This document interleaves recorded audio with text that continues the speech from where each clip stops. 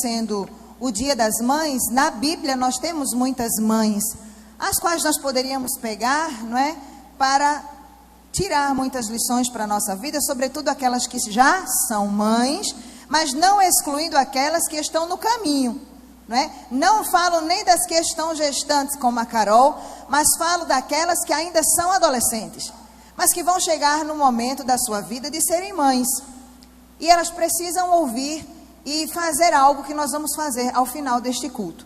Então nós temos na Bíblia muitas mães sobre as quais nós poderíamos falar. Nós poderíamos falar de Ana, com a sua esterilidade, mas com a sua fé, né, com o seu voto, com a sua entrega. Poderíamos falar de Ana e de seu filho Samuel.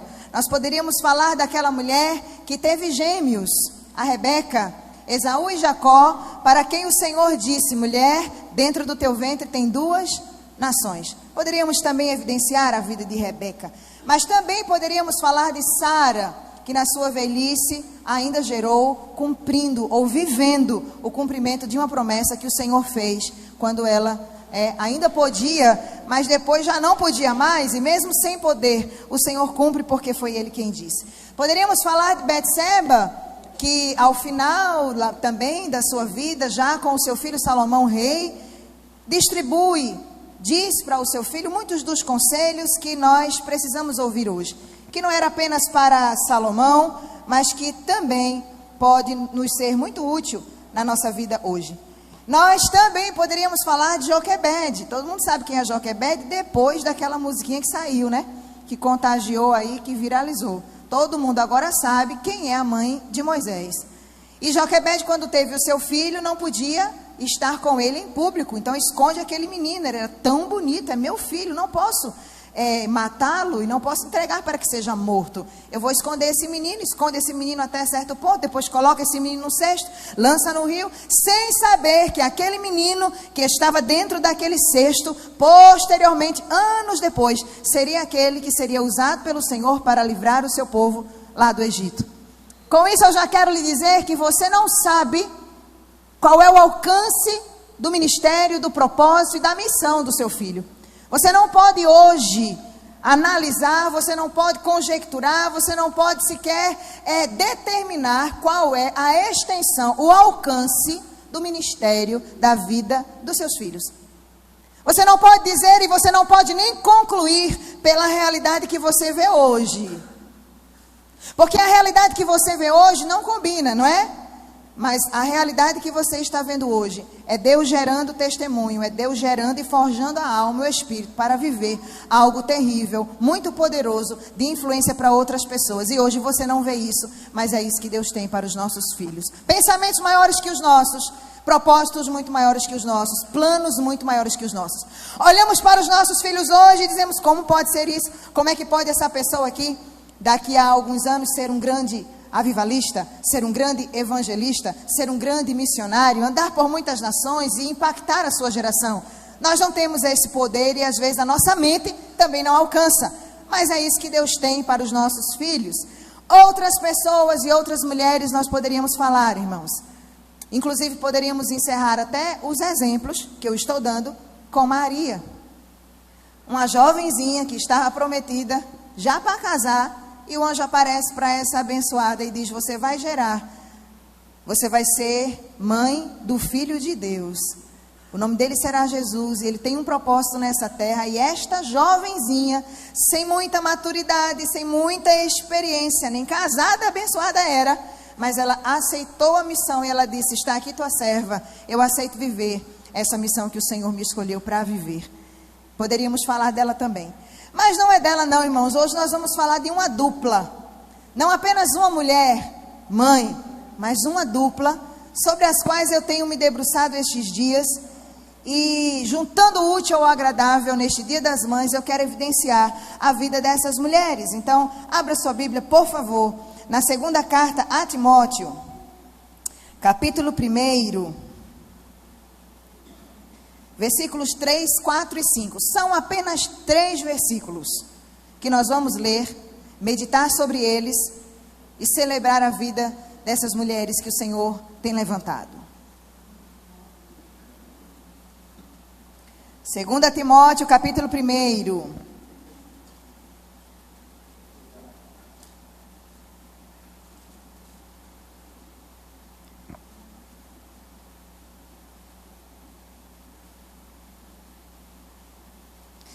Todo mundo já encontrou, glória a Deus. Glória a Deus. 2 Timóteo, capítulo 1, versículo 3. Diz assim, você que está aí no campus online, acompanhe também esta leitura. Apreenda, guarde no seu coração essas sementes, porque você que está aí do outro lado, se você é mãe, ou mesmo se você é pai, esta palavra também é para você. E se você nem é pai nem é mãe, mas você vai ser, então esta palavra também é para você, para que você já seja instruído em como fazer quando chegar a sua vez da maternidade. Diz assim o texto, versículo 3: Dou graças a Deus, a quem desde os meus antepassados sirvo com uma consciência pura, porque sem cessar faço memória de ti nas minhas orações, dia e noite, desejando muito ver-te. Lembro-me das tuas lágrimas para me encher de alegria, trazendo à memória a fé não fingida que em ti há, a qual habitou primeiro em tua avó, Loide, e em tua mãe, Eunice, e estou certo de que também habita em ti. Feche os seus olhos. Pai querido, amado, soberano Rei, nós te louvamos, ó Deus, por tudo que se processou até agora, por tudo que nós te entregamos até agora, pela vida das mães que aqui estão. Também te agradeço pela vida dos pais, das adolescentes, das jovens, dos adolescentes, dos jovens, que se não são agora, estão no caminho, ó Deus, para um dia chegarem à maternidade, à paternidade, e celebrar este dia de hoje com um significado diferente. Senhor, nos instrui, nos ensina, Pai, anima a nossa fé, renova o nosso espírito através da Tua palavra, que as sementes da Tua palavra permaneçam no nosso coração, no poderoso e bendito nome de Jesus. A igreja cela e diz amém? Amém. Quais são as personagens, irmãos, desse texto? Só são 3 versículos com 4 personagens. Mas hoje, como sendo o dia da mãe, fica mais fácil. Dia das mães fica mais fácil. Quais são as personagens que nós vamos evidenciar nos 3 versículos que nós lemos, irmãs? Quais são? A avó e a mãe. De quem? Porque o texto não diz, mas a carta é para quem? A carta não diz assim, o texto não diz assim, ó, faço memória de ti, Timóteo. Porque não precisava, já que o destinatário da carta era Timóteo. Então Timóteo estava lendo e recebendo a informação que era para ele. Olha, Timóteo, sem cessar faço, versículo 3, memória de ti nas minhas orações de dia e de noite. Ele está lendo e ele sabe que Paulo está falando isso para ele. Timóteo era como um filho para Paulo e Paulo era como um pai para Timóteo. Paulo ensinou muitas coisas para Timóteo. Paulo tinha uma expectativa sobre Timóteo. Paulo não negou e não escondeu nada sobre a vida cristã. Isso a gente viu domingo passado. E Paulo agora está escrevendo pela segunda vez. E ele diz assim, olha, eu não cesso de orar por ti, de dia e de noite. Meu coração está em ti. Meu sentimento de pai, minha preocupação, minha inquietação é que você realmente continue firme. E aí os conselhos todos que Paulo dá a Timóteo. E no versículo 4 ele diz assim, ó, desejando muito ver-te. Nós já ouvimos também que Paulo já está encerrando a sua jornada cristã. Paulo já está quase, na verdade, encerrando a sua trajetória nesta terra. Ele sente isso, ele sabe disso. Está chegando o momento de Paulo sair de cena. E neste momento de Paulo sair de cena visível, ele diz a Timóteo, desejo tanto ver-te. Gostaria tanto que você viesse me ver. Estou com saudade. Queria realmente ter esse momento contigo, ainda nesta terra. E o que é que consolava a vida de Paulo, nesse momento, desse desejo de ver a Timóteo? Porque hoje, irmãos, hoje a gente mesmo que não seja físico, a gente consegue ver as pessoas, não é? Faz uma chamada de vídeo que a gente consegue ver as pessoas. E eu me lembro perfeitamente, que eu não vou lembrar quanto tempo, mas me lembro da reportagem muito perfeitamente, quando essa coisa de ligação, de chamada de vídeo era completamente impensada.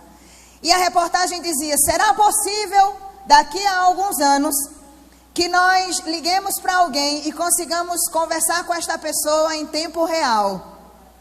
Eu me lembro da reportagem quando disse isso, e para mim aquilo foi muito estranho, porque o que passa na nossa cabeça é: como é que isso vai ser, gente?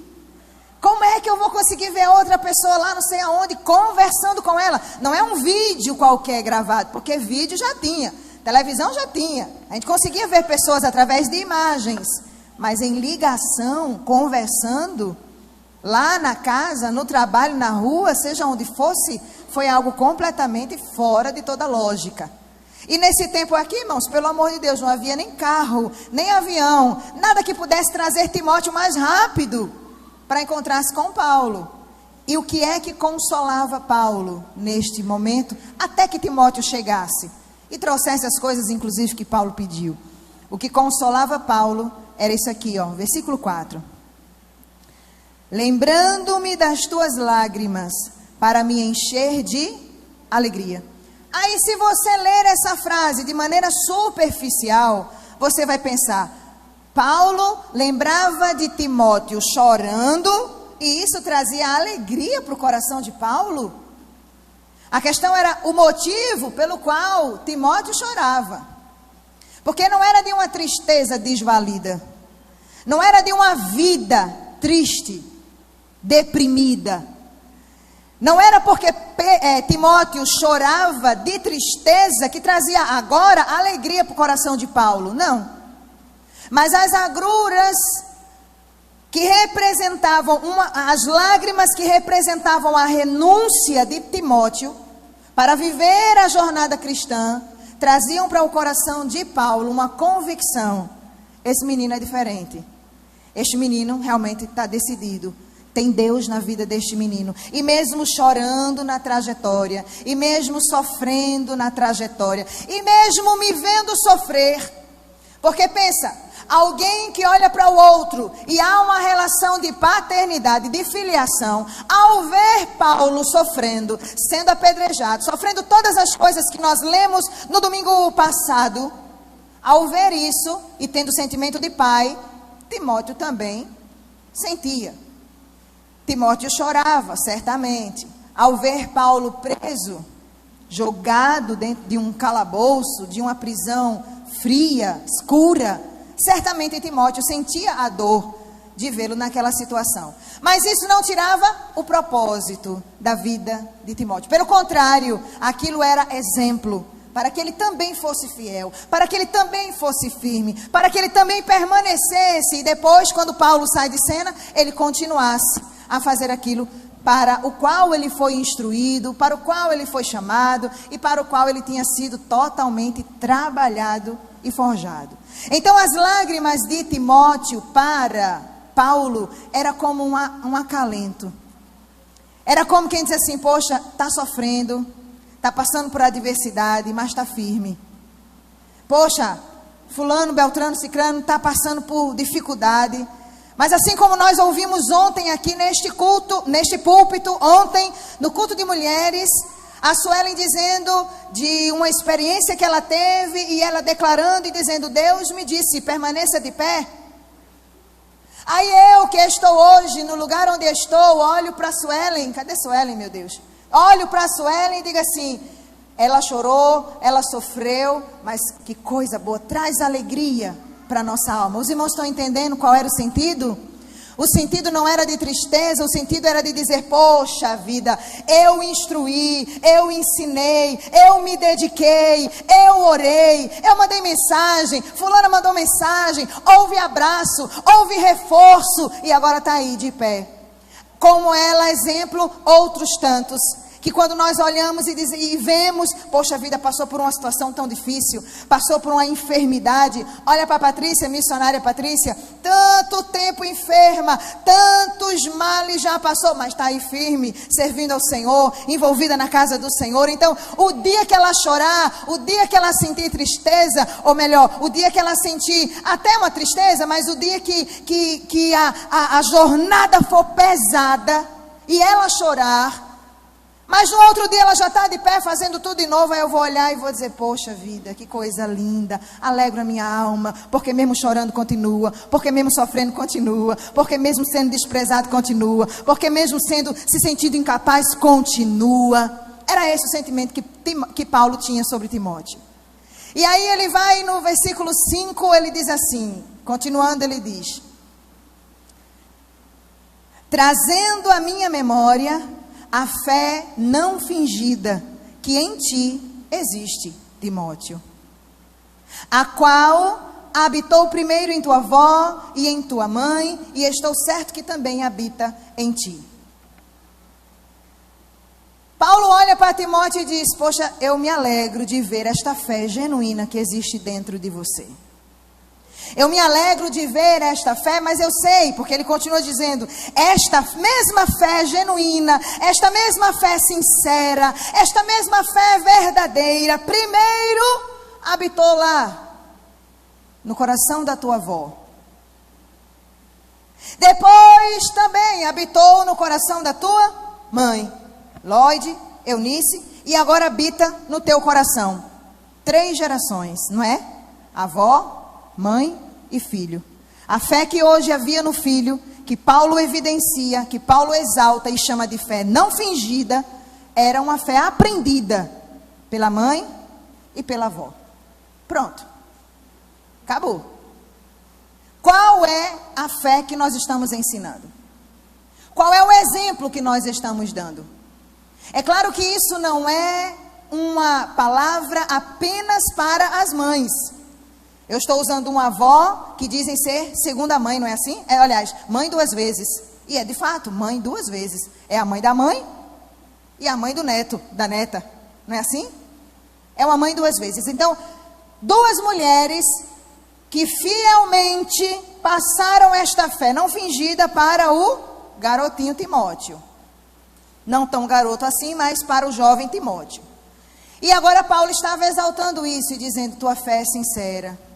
Tua fé é verdadeira, é genuína. Se mantém assim, Timóteo. Apesar que eu sei que tu aprendeste isso com elas, com a tua mãe e com a tua avó. Ele não cita nem o nome do pai aqui. Ele nem cita a figura paterna aqui. E com isso eu gostaria de dizer que existem sim famílias que mesmo sem a figura paterna é possível desenvolver uma fé genuína, verdadeira e sincera. Que mesmo sem a figura materna, é possível desenvolver uma fé genuína, verdadeira e sincera. E nós temos exemplos perto de nós. De homens que assumiram a responsabilidade da criação de seus filhos, de mulheres que assumiram o compromisso e a responsabilidade de criação de seus filhos. Então, com isso a gente logo elimina aquela desculpa que alguns usam e dizem assim, eu não tive uma mãe para me ensinar. Eu não tive um pai para me ensinar. O pai que você não teve, a mãe que você não teve, prestará contas ao Senhor, viu? Nem se preocupe com isso. O pai que você não teve e a mãe que você não teve, na presença, porque ninguém chegou aqui por obra e graça, todos precisamos de um casal. Então você tem um pai biológico, você tem uma mãe biológica, e mesmo que não tenha nos demais aspectos, isso não é desculpa para que você não venha desenvolver uma fé genuína e que esses personagens vão passar ileso. Não vão. Haverá uma cobrança, porque sobre eles já existe, sobre nós, existe essa responsabilidade. De nós ensinarmos bem os nossos filhos, de nós sermos exemplos para eles. de nós não apenas dizermos o que fazer, mas fazer junto. Porque uma fé não se ensina por teoria. A caminhada com Cristo, irmãos, não se ensina com palavras.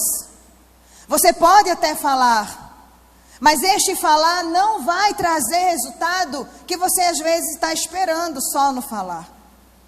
Se o pai e se a mãe não fizeram a sua parte, é possível que Deus levante outras pessoas e aí entra em cena o ministério infantil de uma igreja. Porque às vezes aquele tempinho, preste bem atenção, aquele tempinho para o pai e a mãe ler uma história da Bíblia, ensinar alguma coisa sobre um personagem bíblico que não acontece em casa, acontece aqui. Enquanto nós estamos aqui, existem quantas voluntárias lá em cima? 3. Eu sei que hoje é o Dia das Mães e que a gente quer homenagear, mas homenagear também é chamar a responsabilidade e te dizer que você precisa tomar um tento, como dizem. Tem 3 pessoas que renunciaram a estar aqui, ouvindo a palavra do Senhor, para estar lá com os seus filhos. No culto de ceia, sobem logo cedo, até a hora do culto terminar. E existem alguns pais que não fazem isso em casa, ou faz com pouquíssima frequência. E quando as crianças chegam aqui em cima, eu não vou entrar nesse mérito, eu poderia até chamar a Carol para falar sobre isso em outro momento, mas quando essa criança chega lá em cima, sabe quem é que vai conhecer você? São as voluntárias, que vão conhecer como você é, através dos teus filhos que estão lá em cima. Então fala um personagem, a criança não sabe quem é. Pede educação, pede comportamento. Não, porque a criança tem uma ideia de que vai subir para uma brincadeira. E não é, irmãos. O que acontece lá em cima é um culto. Se você não sabe. O que acontece lá em cima, o que o departamento tem buscado fazer, é um culto. Elas chegam lá em cima, participam do momento de louvor, participam de um momento de leitura da palavra, uma lição, uma história, um sermão, no nível delas, e ainda uma atividade prática para realmente reforçar aquele aprendizado. É isso que eles fazem lá em cima. Mas a ideia das crianças, por serem crianças, é de que é brincadeira. E isso também vem, muitas vezes, do pai, da mãe, que não explica, que não diz, você vai subir para o culto lá em cima. Existem algumas igrejas, quem sabe esta chegue a esse nível, de ter um espaço, o departamento ser como uma representação da igreja, do jeitinho que é aqui, com equipamentos para louvor, onde as próprias crianças fazem tudo. Quando essa criança crescer e chegar na nave do templo, ela já chega pronta. Pronta para quê, pastora? Para quando for na hora da adoração, ela levantar as mãos, ela ficar de pé, ela ajoelhar para orar. Porque tem muito adulto mal educado, mal instruído. Porque quando você entra por essas portas, você entra para cultuar ao Senhor com o quê? Com o seu coração, com a sua devoção, com a sua reverência. E isto se aprende lá, ainda lá.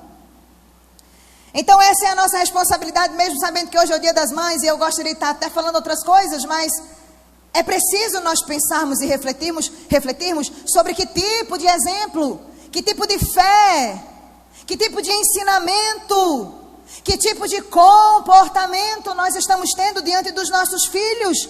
Qual é o tipo de pessoa, de caráter que nós estamos forjando ou trabalhando nessas crianças, nesses filhos? Porque já tem um ditado aí fora que diz assim, faça, como é, irmãos? Faça o que eu digo e não o que eu faço.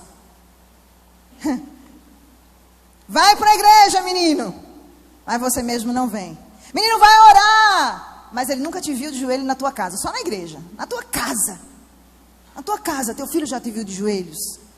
Ah, pastora, mas isso é um secreto, eu entro dentro do meu quarto, fecho a minha porta, para ninguém ver. Ninguém precisa ver. Somente uma pessoa precisa ver. Teu filho. Tua esposa, teu esposo. Precisam. É uma necessidade. Precisam ver a tua atitude.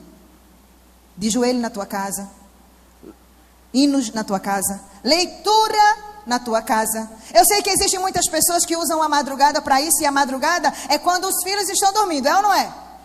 Que pena, perderam a oportunidade de te ver lendo, perderam a oportunidade de te verem orando, perderam a oportunidade de te ver cantando, de te ver ali no momento de intimidade, de devocional com teu Deus, o Deus que você diz que serve, mas não ensina o teu filho que Deus é esse, mãe, que Deus é esse, pai, que te faz sair domingo para ir para a igreja, mas em casa é totalmente diferente. Menino não fala palavrão não, aí de repente você vê, o filho vê você falando. Tem alguns pais que dizem, e dizem com razão, tem que dizer, respeite o seu pai, menino, respeite a sua mãe, respeite sua professora lá na escola, respeite sua avó, respeite a liderança do departamento infantil, respeite a liderança do departamento de jovens, respeite a sua pastora. Os pais até podem falar, mas na prática o que eles veem é outra coisa. Sabe o que, irmãos? Sabe o que? É brincadeira, é, que vocês fazem lá em cima, é? Quem que estava lá com vocês hoje? Ah, vou usar um exemplo de casa. Ah, era a Cassiane. Vixe, e Cassiane, fez o quê? Como é que foi? Já começa a trazer aquela ideia de incapacidade e de falta de de capacidade de estar e de ensinar alguma coisa para o seu filho. Ah, mas a sua professora disse isso, foi na escola, pois eu vou lá falar com ela. Você está passando que informação para essa criança? Que o professor não tem esta autoridade toda, que a liderança não tem autoridade, a criança não obedece no departamento, e quando cresce, irmão, não vai ser um liderado obediente. Não vai ser um liderado que realmente aprendeu pelo exemplo a ser obediente, respeitador, irmão. Vamos usar pelo menos o respeito? Vamos combinar somente na esfera do respeito? Vamos respeitar. Se você cobra, se você fala, mas você não faz, o que você não faz é o que está chegando no coração do seu filho. E pior do que isso, chega assim, ó, chega no coração do filho que você não faz, mas você pede para ele fazer. Ou seja, ele não sabe ainda conjecturar bem, dependendo da idade, mas quando crescer, ele vai entender. Oxe, meu pai e minha mãe diziam um negócio, mas nem ele mesmo fazia. Meu pai e minha mãe diziam uma coisa sobre fulano e beltrano, mas quando estava na presença, tratava bem a pessoa. Você está pintando a você mesmo, de maneira negativa, para o seu próprio filho. E quem é que quer fazer isso? Com a sua sã consciência? Ninguém. Ninguém quer passar a imagem de uma mãe desrespeitosa, ninguém quer passar a imagem de uma mãe fofoqueira, ninguém quer passar a imagem de uma mãe invejosa, ninguém quer passar a imagem de uma mãe orgulhosa, ninguém quer, e do pai também, para não repetir. Mas é isso que a gente faz, muitas vezes, na prática, irmãos, na prática, nos nossos relacionamentos que os nossos filhos estão vendo. Como é o tratamento, como é os teus relacionamentos, a tua interação com os outros, como que é? O que nós estamos vivendo hoje é um analfabetismo espiritual. Espiritualmente é analfabetos. Somos, eu não vou me excluir não, todos nós, para não cair, não incorrer no pecado do orgulho. Todos nós incorremos em erros. Pela falta do entendimento, pelo analfabetismo mesmo, por não entender que quando eu tenho um filho, agora eu tenho uma responsabilidade. Este filho é o que do Senhor, igreja? Ele é o que, a criança? Herança, é a herança que o Senhor me entregou. E Ele me entregou e me deu responsabilidade sobre esse ser, sobre essa criatura que eu gerei. No caso das mulheres, vamos dizer o normal, 9 meses dentro da sua barriga, minha gente. Pelo amor de Deus, é muita coisa que você passou em 9 meses. E os pais por consequência, por tabela também. E o que é, irmãos, que nós estamos passando para essas pessoas? Que geração a gente está construindo? Que tipo de caráter nós estamos forjando? Ah, pastora, Deus é quem faz tudo. O Espírito Santo ensina tudo. Na lapada irmãos. na adversidade, na luta. Não é mais fácil você dizer não? Não é mais fácil você se colocar como exemplo? Não. Não é mais fácil, mas é o que a gente tem que fazer. Não é mais fácil nós nos colocarmos como exemplo, porque nós vamos ter que nos vigiar 24 horas, é ou não é? Porque os nossos filhos, tirando a hora da escola, em alguns momentos que não estão conosco, estão presentes. E qual é o lugar onde a gente baixa a guarda? Qual é o lugar, irmãos? É na igreja? Onde é o lugar? Na nossa casa. É lá na nossa casa. É dentro da nossa casa que nós nos revelamos de fato quem nós somos. Aí não combina com o personagem da igreja, não combina com o personagem do trabalho, não combina com o personagem do vizinho prestativo e amoroso. Porque quando fecha as portas da casa, irmão, aí é que você se revela. Ali é onde você precisa se esforçar mais, se quiser tratar bem, construir bem o caráter e a personalidade dos seus filhos. Aleluia. Eita Jesus. Abra sua Bíblia aí. No livro de Provérbios, capítulo 22, tem um versículo muito conhecido.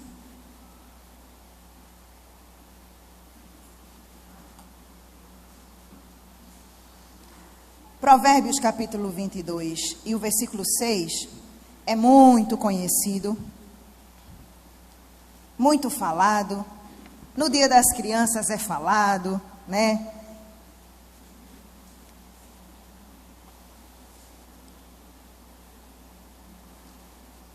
Diz assim, 22 e 6. Todo mundo encontrou? 22 e 6 diz assim: instrui o menino no caminho em que deve andar, e até quando envelhecer, não se desviará dele.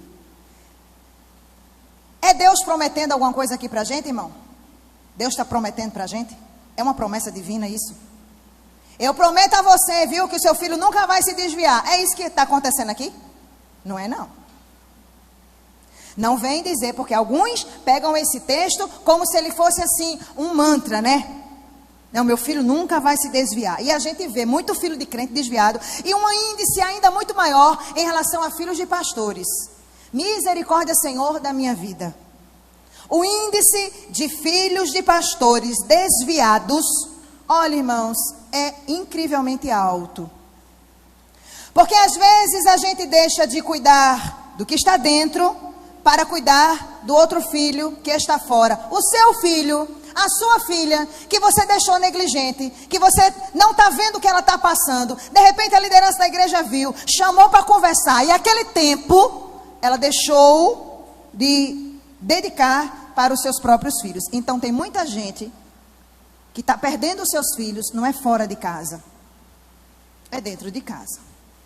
Porque é diante da família que eu expresso a minha fé. Se na igreja eu sapateio, se na igreja eu pulo, se na igreja eu canto alto, se esta é a minha constituição de fato, se é esta a minha personalidade, então ela vai se repetir em qualquer outro ambiente. Se não for, se for falso, se não for verdadeiro, dentro da minha casa eu vou ser só a graça. Não é verdade, adolescentes? Adolescentes, eu sei que é parte da mídia, sei disso, mas vamos prestar atenção também. É diante da minha família que eu demonstro a minha verdadeira fé. O texto, quando diz, instrui o menino no caminho em que deve andar, é mais ou menos assim, olha, você vai ter um filho, uma filha, um filho, e tem um caminho para você percorrer.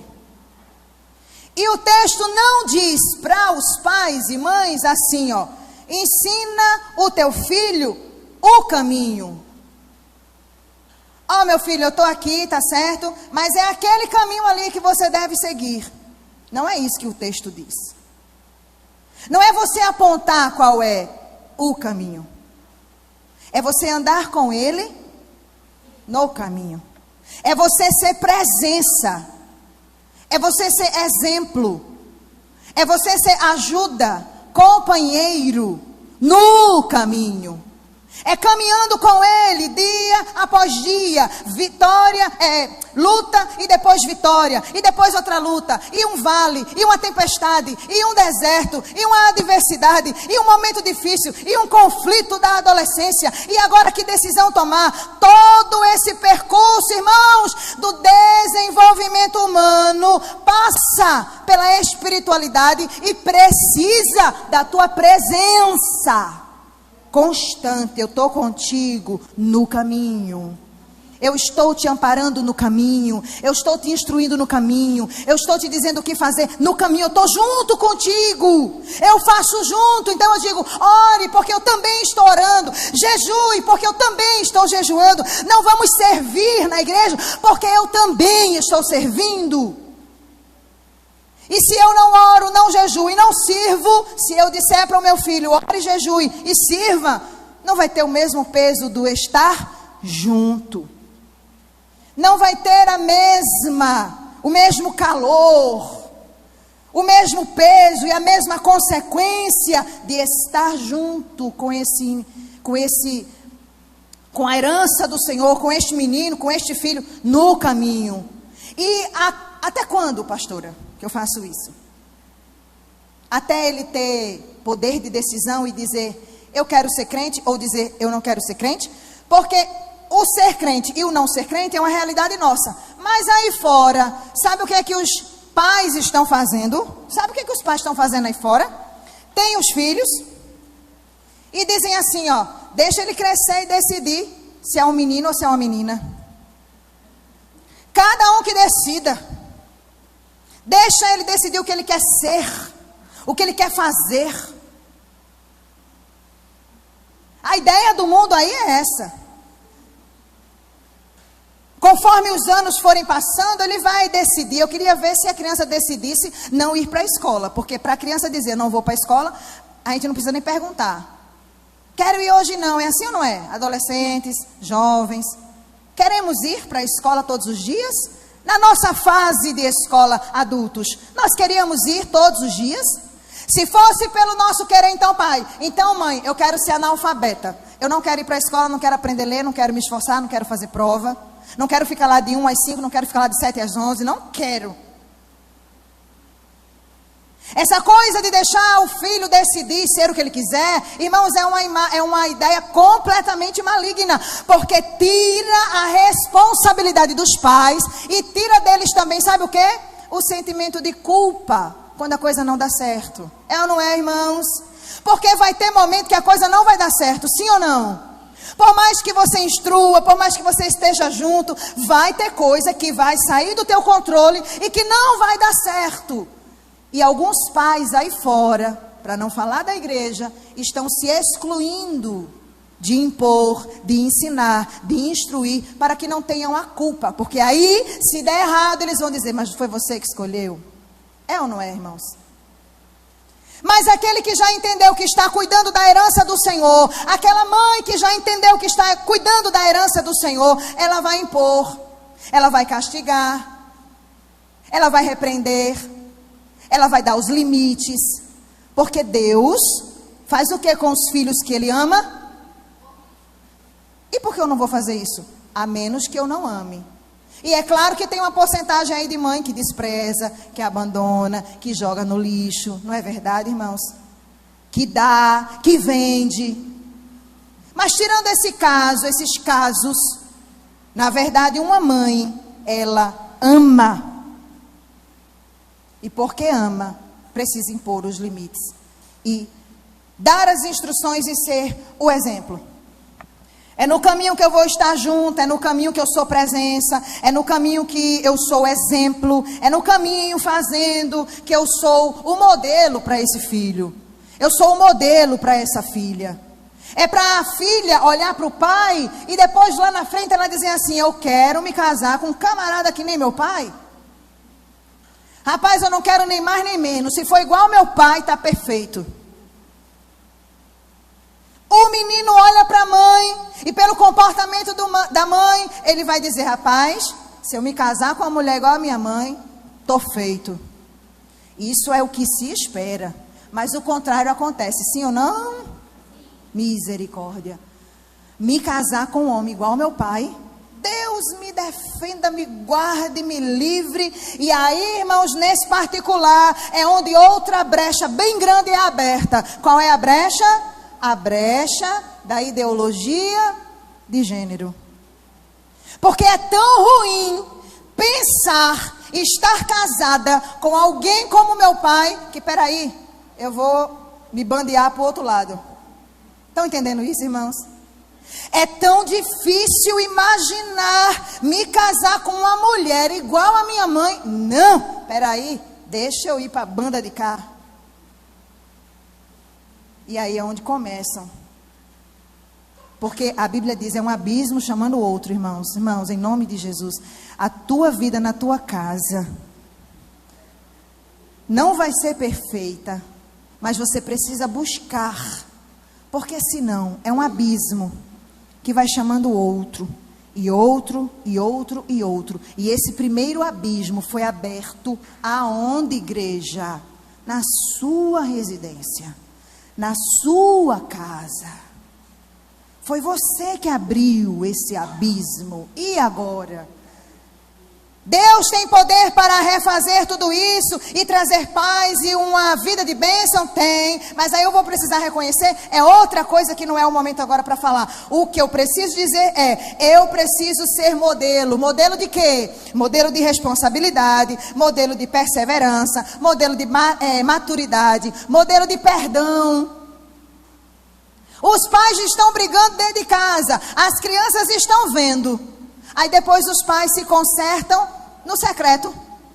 No secreto. Fecha a porta do quarto, vamos aqui conversar. Aí conversam, pede perdão para o outro, mas a criança não viu. A criança só tem a memória de quê? Da briga. Não viu o conserto.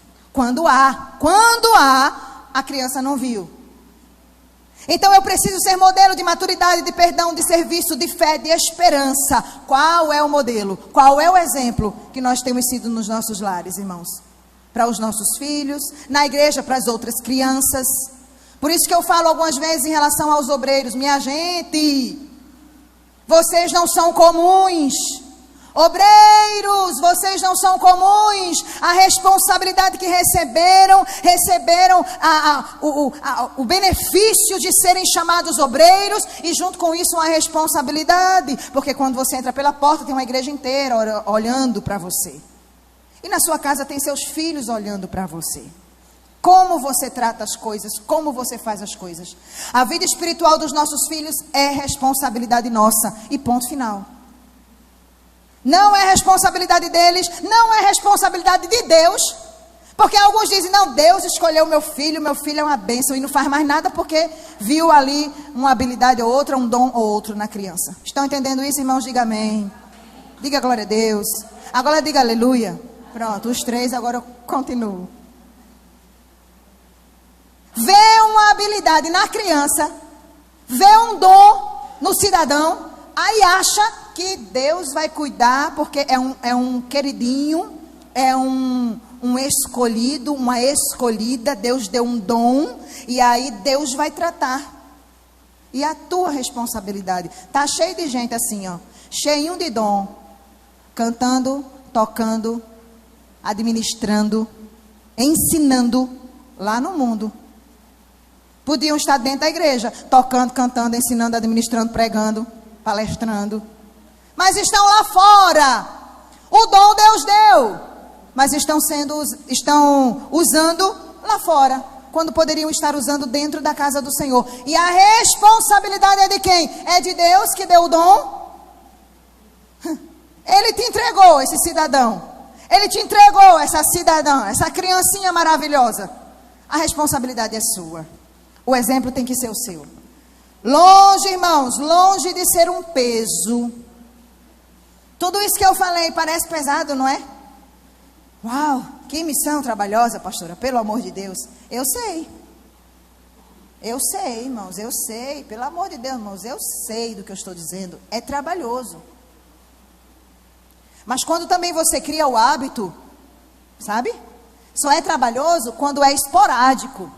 Ai, hoje eu estou tão bem, vem cá, senta aqui, vamos fazer um culto doméstico. Ah, hoje eu não estou bem, não. Aí passa 1, 2, 3, 4, 5 semanas. 1 mês, 2 meses, 3 meses, não tem nada de culto na sua casa. É difícil. É difícil lutar contra a correnteza e dizer, vem para cá todo mundo, senta aqui que a gente vai fazer o culto. Mas você não está bem, você está precisando de um culto. Você está precisando que alguém fale contigo. Você está precisando que alguém te ampare, que alguém te escute. Você é quem está precisando de repente um braço, um ombro amigo, uma mão estendida. Aí você tem que vencer tudo isso e dizer, vem todo mundo para cá, que a gente vai fazer o culto doméstico, acabou-se. Querendo ou não, é o correto a se fazer, vamos fazer. Fácil não é, mas quando nós estabelecemos por força o hábito, aí fica mais fácil. Todo mundo já sabe, querendo ou não querendo, vai participar do culto doméstico. Não é fácil, mas também tudo isso que eu disse não é para ser um peso na sua alma. Você vai ouvir, como está ouvindo. Tenho certeza que não é possível que alguém discorde desta responsabilidade dos pais, mas aí também não é mais a minha responsabilidade.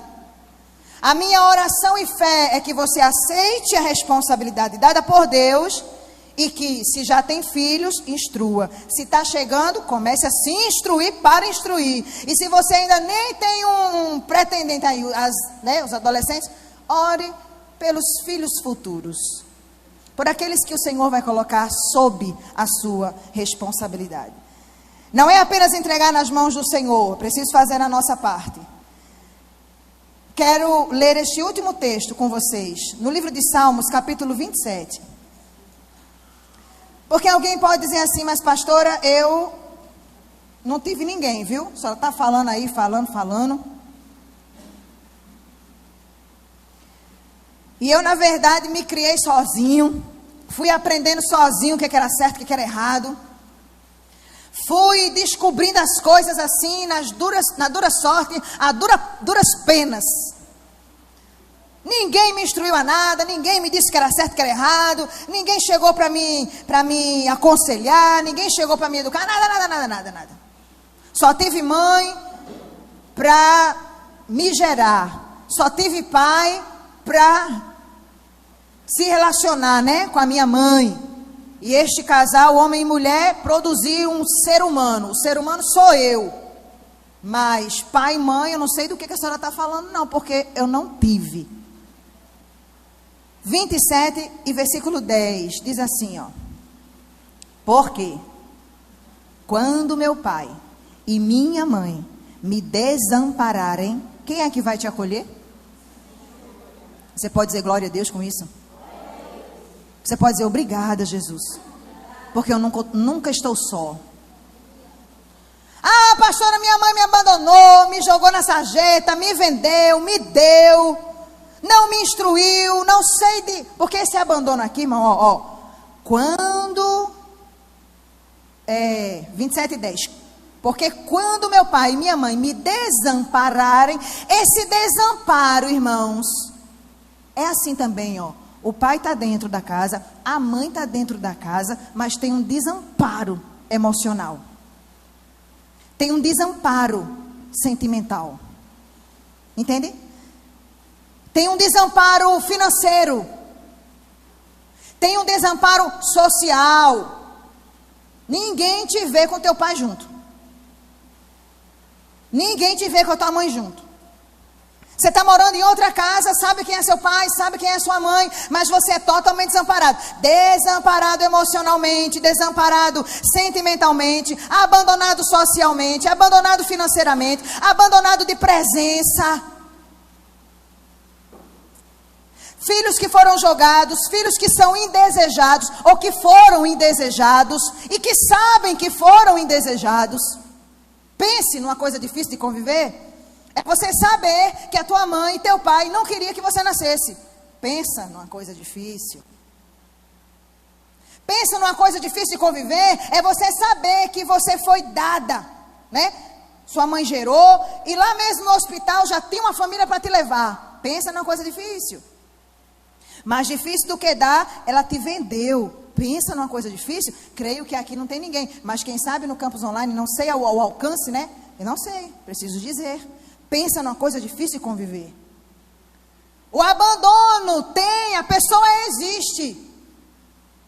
mas ela não me abastece em nada.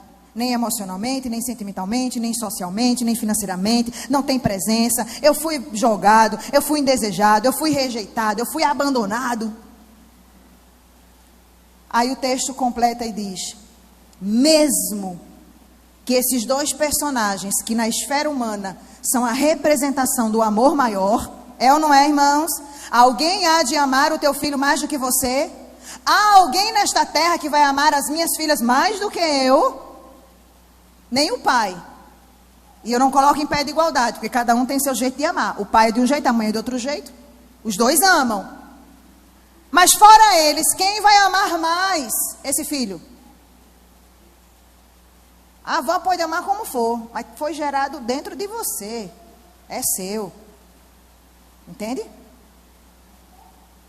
Mas o salmista diz: mesmo que essas pessoas que foram criadas para te receber com amor, te amar e te instruir, mesmo que elas cheguem às vias de fato de te rejeitar, de te abandonar, aí ele diz: o Senhor me acolherá. Ou seja, nunca estou só. Isso, Jesus. É esse glória a Deus e aleluia que o Senhor ouviu aí. Mesmo que tudo dê errado, mesmo que a minha mãe não me reconheça, meu pai não me reconheça, convive com a minha mãe, mas ela é só a graça. Convive com meu pai, mas ele é só a graça.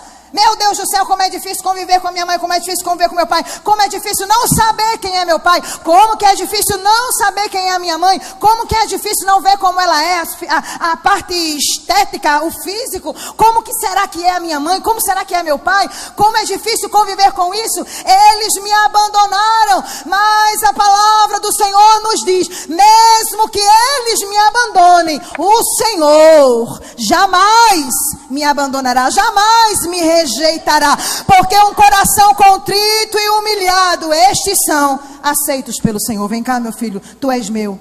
Te tomo pela mão e te digo: tu és meu. Tu não tem pai não, é? Eu sou teu pai. Tu não tem mãe não, é? Eu sou tua mãe. Tu não tem irmão? Eu sou teu irmão.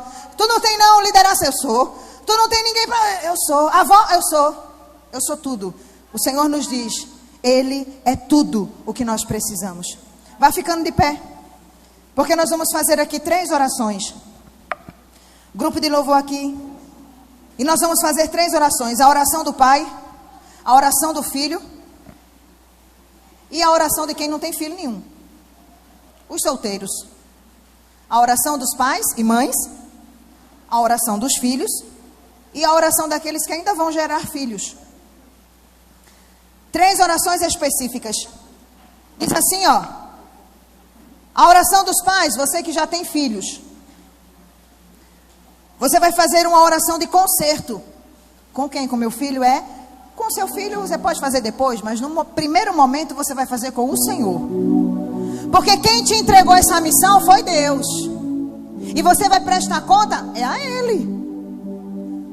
Naquele dia Ele vai dizer: meu filho, minha filha, te entreguei 10 filhos, onde estão? Ah, Senhor, tem aqui 5. Cadê os outros 5?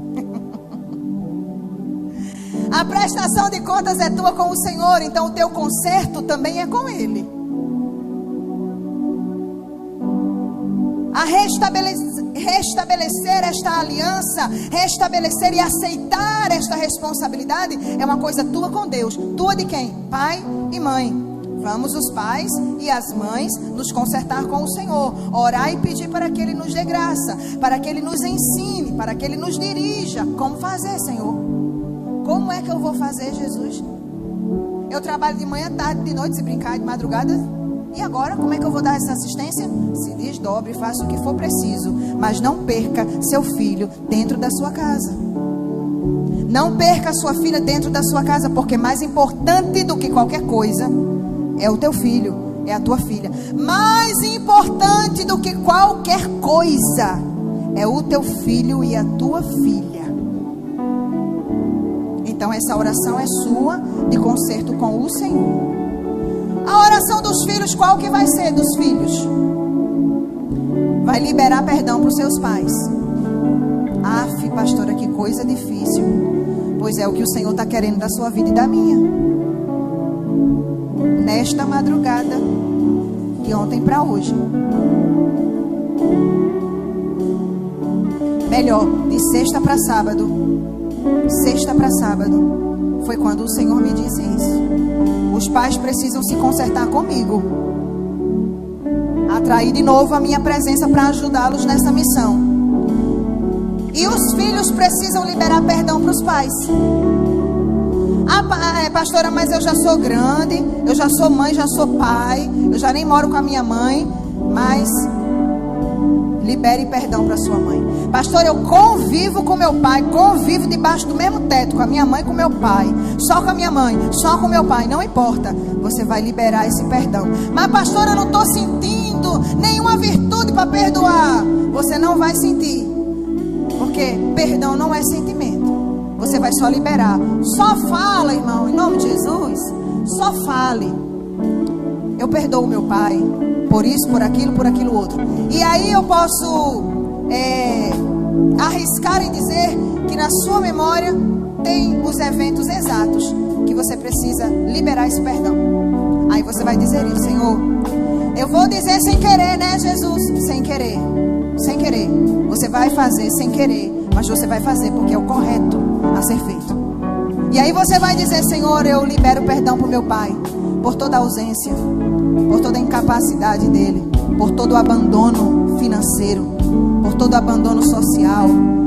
Eu perdoo meu pai, eu perdoo minha mãe por tanta ignorância, perdoo minha mãe por tanta imaturidade, eu perdoo minha mãe por tanta falta de amor, de proteção, enfim, daquilo que for a sua dor. Mas tem uma terceira oração que são os solteiros que vão fazer. Eu vou incluir nessa oração, além dos solteiros, aqueles que ainda querem ter filhos, não é? Já é casado, já tem filho e quer mais. Então você vai fazer essa oração também. Qual é a oração? Orem pelos filhos que virão. Entendeu isso? Entendeu? Não sei quantos vai ser, realmente não sabemos.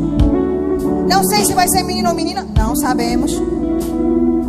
Mas a tendência, o curso natural da vida qual é? É que eu seja mãe, é que eu seja pai. Então eu já vou apresentar meus filhos desde agora. Eu já disse a vocês de uma experiência que tive com as minhas filhas de 7 e 8 anos. Orando por elas, o Senhor disse: comece a orar pelo seu genro. Eu disse: Senhor, tem misericórdia, 7 e 8 anos, por favor. Que voz foi essa? Quem falou isso? E a partir daquele momento eu comecei a orar pelos genros que naquele momento era completamente, sem lógica. O mesmo princípio é para aqueles filhos que ainda vão vir. Senhor, eu te apresento o meu filho. Tem alguns que já tem até nome, né? Tem gente que já diz: quando eu tiver um filho vai ser tal nome. Eu vou contar isso porque é público. Se como é o nome dela, Jesus? Marielle, a filha da Marisa e do Eliseve, solteira, solteiríssima, adolescente, disse: eu vou ter uma filha e o nome dela vai ser Melissa. Anos passaram, ela noivou, casou, engravidou, é uma menina, o nome é Melissa e já está nos braços dela. Aleluia. Então os solteiros e aqueles que ainda querem ter filhos, apresente ao Senhor, minha gente. Senhor, meu filho que vai vir, se tiver nome, já diga o nome, já materializa logo. Quem que é o nome? É Aurora, é Aurora. É como é, Cássia? Serena, é Serena. Senhor, eu te apresento Serena. Serena está em tuas mãos, Pai. Eu declaro sobre a vida dela bênção. Eu declaro sobre ela, Pai, a vida de propósito e de influência na sua geração. Vocês estão entendendo isso, irmãos? O poder da oração. Sabe por quê? Porque aquilo que você não está vendo agora, irmão, já existe. Aquilo que você não está vendo agora, já existe. Só não está no seu braço ainda. Você só não viu ainda. Isaac já existia antes de estar nos braços da Natália. As minhas já existiam antes de virem para esta terra. Seu filho, sua filha, que você ainda deseja ter, faça sua oração aí, secreta, e diga: Senhor, abençoo. Eu abençoo meu filho, eu abençoo a minha filha. Traz em paz, Jesus. Dilaga assim. Traz em paz, Jesus. Me dá uma gestação tranquila. Coisa ruim é uma gestação tumultuada, irmãos. 9 meses de uma gestação difícil. Às vezes o processo é tão difícil que traumatiza aquela mulher. Ela não quer mais saber de ter filho. Mas acontece que o Senhor está dizendo: eu vos criei para que vocês se proliferem, para que vocês procriem, para que vocês estabeleçam uma nova geração. Uma geração que me ama, uma geração que teme a mim, uma geração que vai ser boca de Deus, minha boca nessa terra. Então você não pode se excluir desta missão. Tome em tuas mãos, Jesus. Porque enquanto você diz assim: não quero saber de ter filho, lá fora, muitas adolescentes estão gerando filhos sem nenhuma maturidade, sem nenhuma estrutura, sem nenhuma capacidade de criar bem um ser humano. Ou seja, outros corpos para serem, utilizados pelo mal. Infelizmente, esta é a verdade. Mas a igreja do Senhor, você que já conhece a palavra, a verdade, você vai gerar, e desde a concepção você já vai dizendo: é teu, vice Jesus. Oh, Jesus, é teu, hein? É tua, hein? A importância do pai, da oração do pai sobre o ventre da sua esposa, a importância da oração da mãe com a mão na sua barriga. Oh, irmãos, a gente não sabe mensurar o tamanho dessa repercussão no espiritual. Então, recapitulando, você que é pai, se conserte com o Senhor. Você que é mãe, se conserte com o Senhor e peça a Ele graça para viver essa missão. Você que é filho, libere esse perdão logo para o seu pai, libere esse perdão logo para sua mãe. E você que está solteiro aí ainda pensando como é que vão ser as coisas, já comece a orar pelos seus filhos, para que de alguma forma você não repita nos filhos os erros que você sofreu pelos seus pais. Já apresente seus filhos ao Senhor.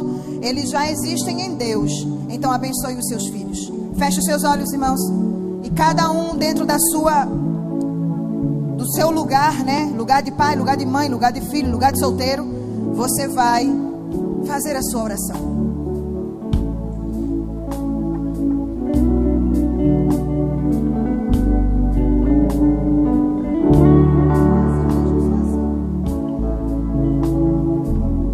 A oração não é minha, a oração é sua, viu? Eu não posso orar pela responsabilidade que é sua. Eu não posso liberar o perdão que você que tem que liberar. E eu não posso sozinho orar pelo teu filho. Você que tem que orar.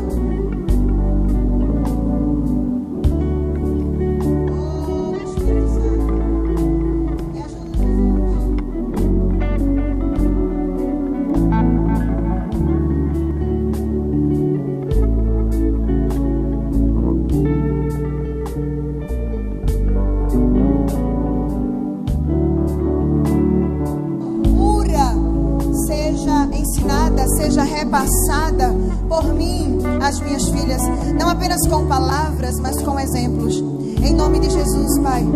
Oh, Espírito Santo, eu libero, Jesus, perdão. Eu libero perdão, Senhor, sobre a vida do meu pai. Eu libero perdão, Senhor, sobre a vida da minha mãe. Eu libero, Senhor, perdão sobre coisas que eu não gostaria de ter vivido, mas libero agora, Pai, este perdão em nome de Jesus. Em nome de Jesus eu ajudo, Senhor, os solteiros nesta oração sobre a vida de seus filhos que ainda virão, que já existem em Ti, mas que ainda não existem aqui. E eu ajudo a estes solteiros, Pai, nesta oração quando dizem: me ajuda, Jesus, a criar bem, me ajuda a instruir bem, me ajuda, Jesus, a formar bem o Teu caráter no meu filho. Em nome de Jesus, Pai.